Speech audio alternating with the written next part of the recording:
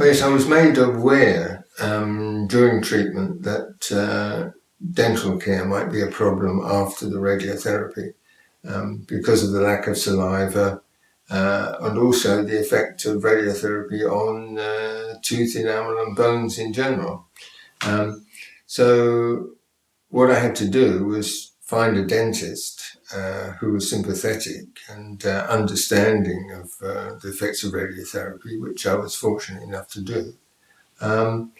And also, obviously, the lining of the mouth and tongue are very, very sensitive, and that was true for a year, 2 years afterwards. I've had a quarter of my teeth out, and the rest I'm having looked after by my dentist. I do go to him every 3 months.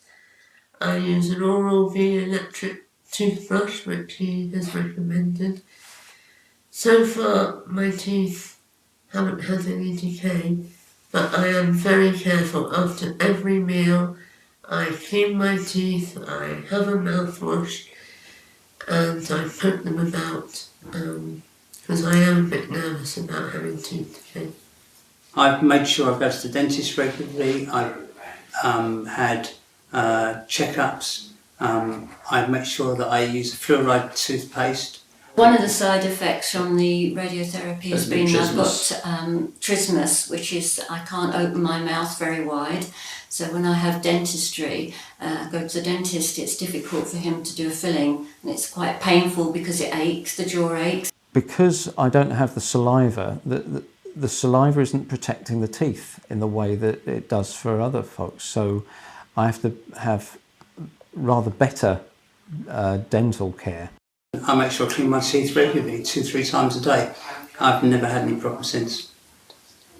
I've been prescribed Durafat 5000, which for me has been very good, beneficial, and seems to keep my teeth in reasonable order. I tend to private dentists anyway, as well as going to the hospital for dental maintenance.